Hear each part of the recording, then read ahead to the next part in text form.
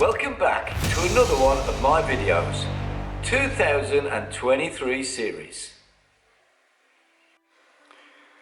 Yes, I've got the 3D printer all working away, making myself another airbox to play around with and experiment. Let's see how this comes out in a future video. Yes, we're going to be getting on with some more work from the Mugello 200.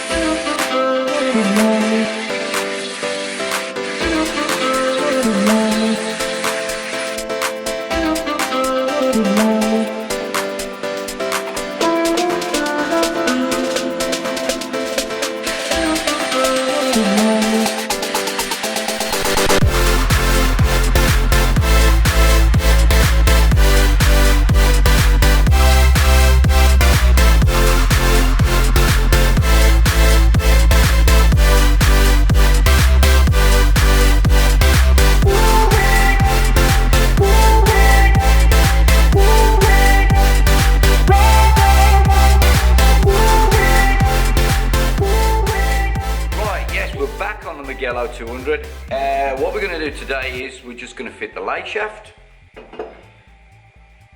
and the gear selector and the rear hub bearing. So we're going to run you through that. Some ways of saving a bit of money. You don't always have to replace the gear selector. There is ways of just dressing it up so it works correctly once more if it's only got minimum wear. So first of all, we're going to do our gear selector and I'll show you a little trick on that. Right, on the inside of the gear selector, we've got a series of raises and bumps, indentations machined into it all the way around the inside. Now, these raises and bumps select each gear as the bearing pushed out by a spring, the two bearings pushed out by the spring. So you have two ball bearings, one each side, and a spring in the middle of this hole that goes through the lay shaft. That locates on the selector on each of the bumps as it selects each gear. So when it selects a gear, it goes into an indentation, and that's what holds your gear selection in position.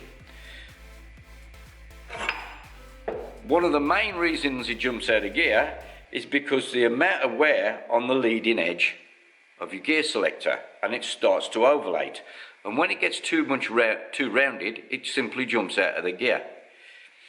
So what you need is you need to re-put flats back on here. So if you just slightly machine some flats back on, you will then have a good gear selector again.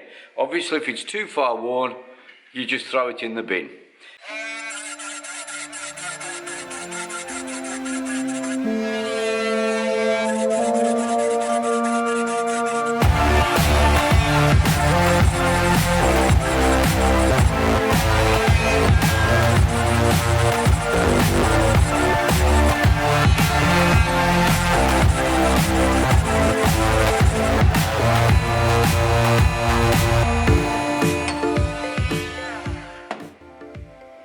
And that's it, done.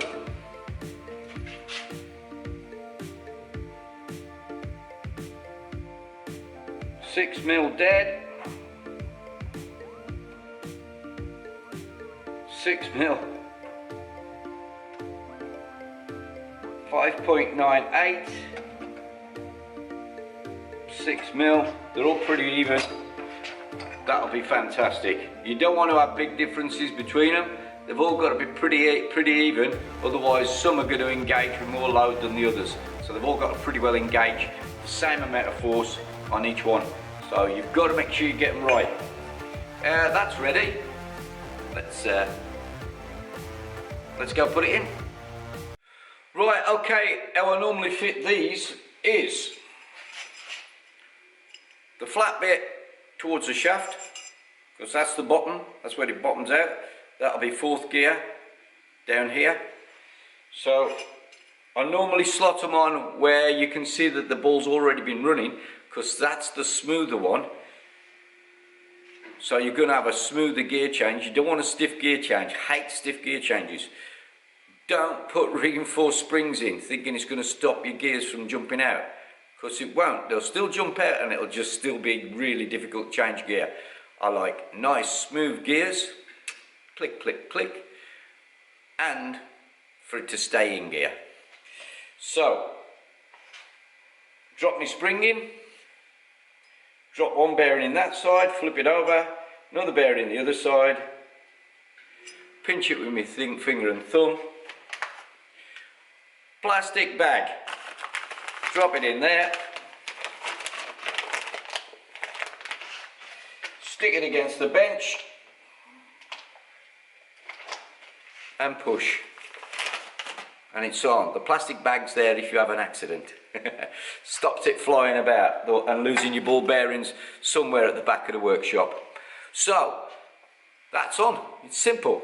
Okay, what I'm going to be doing next is putting a new seal in the bearing, rear hub bearing, fitting a new seal, then we'll be fitting the bearing into the casing.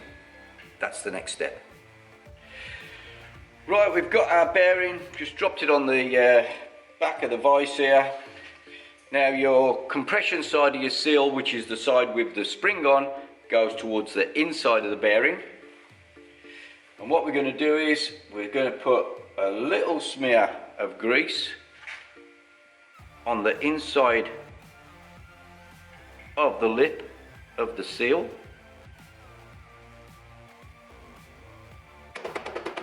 Okay, and that's our nice new seal fitted in. So now we'll just preheat the casing to aid fitting of the bearing. So you want to do this for about 3 or 4 minutes, and that should be enough to warm the casing up.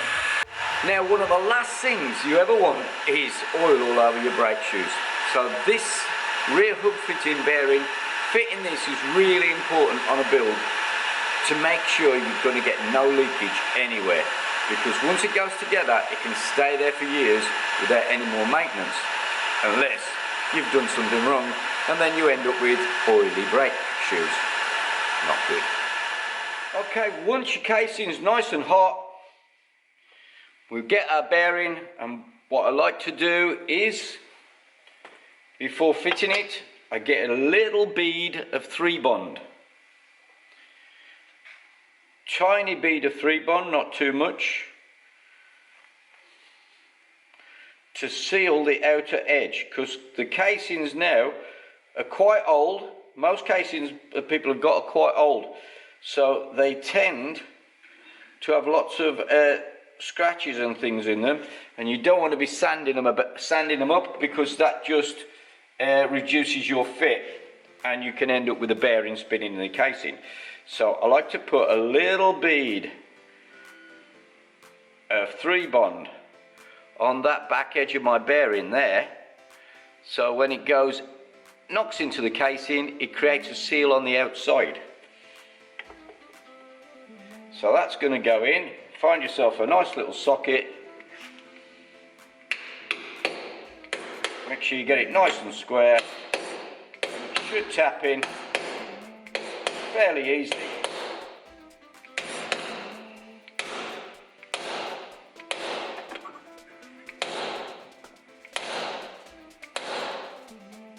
Keep going until you hear a solid knock, which is that one.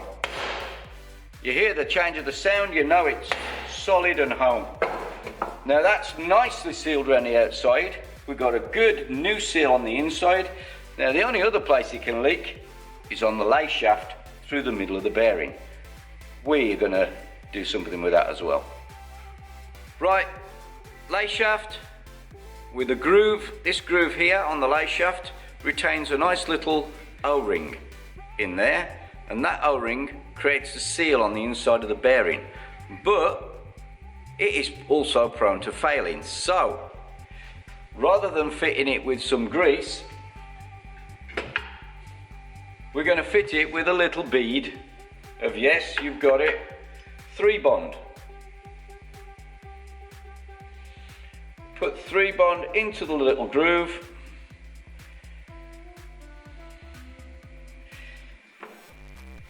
Then roll our new seal on top of it, making sure not to damage it in any way.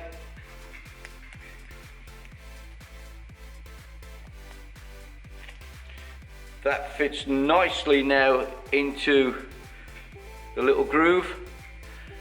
And this little bead of 3-bond that we put on, not only is it gonna just along here, not too much of it,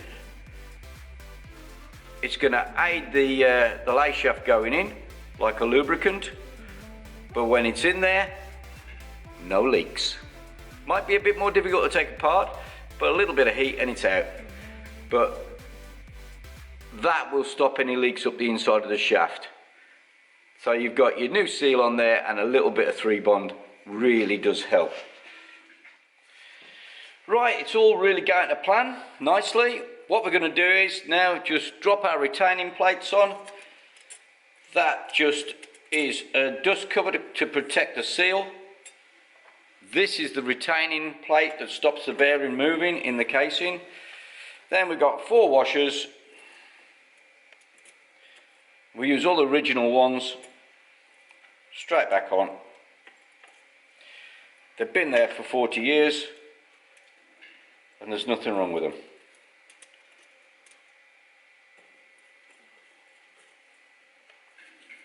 Okay, these aren't tucked down very high, so you only need a small wrench. Not a big whacking great wrench. Side to side, corner to corner, like you would tuck down a cylinder head. Just do them down by hand is normally enough. If you want to be an anorak, you can have a look in the mag or on the internet and find out the torque settings. But I don't think I've ever torqued these down. I've just done them by hand. As tight when they feel right, nice and tight.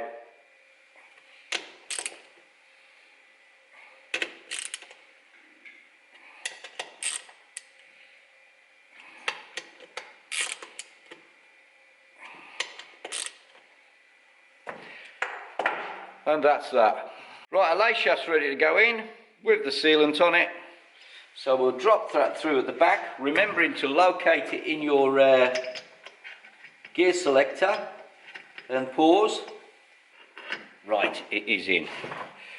Right, so we'll just fit that by hand, roughly. What's happened there? Right, what I've done is I've just dropped the cone on, just about anywhere, it doesn't really matter. So we're going to use the nut to wind the crank in. This looks a bit suspect, doesn't it? We won't be using that one. Right, I managed to find a nut for that. The other one was a little bit damaged on the thread, so that's gone in the bin. Right. We're just going to get a 27mm spanner. I've got my clutch holding tool on the back, which selects nicely on the selector and stops it from moving. So now I can wind that on. And just like this, we'll pull the lay shaft into position.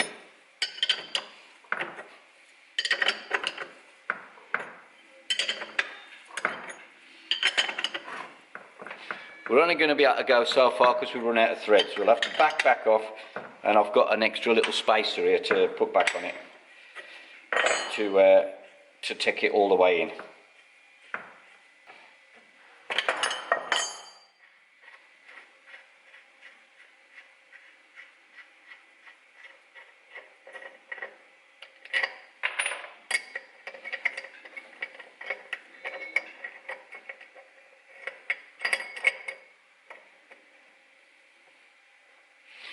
and we're still winding.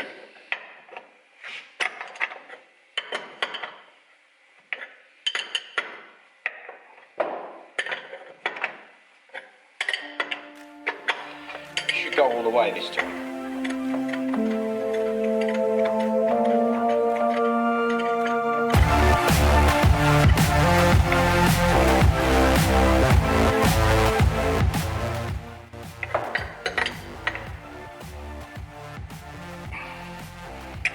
Okay, right, that's in there nice and tight. Now we're going to leave this on during the engine build because it helps to get the right clearance on the end plate when you build the gearbox, because that lay shaft is now in and tightened down.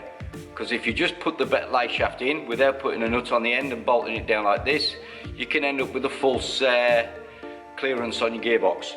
So we're just going to leave this in position for now. That'll come off at the end of the build.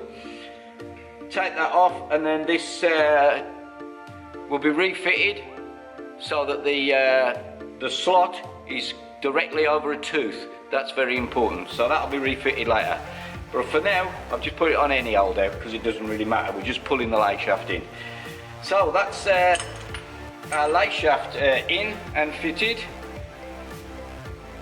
Hope you enjoyed it. Oh yes, it's coming on nicely. Go, my little machine, go! Fly, my beauty!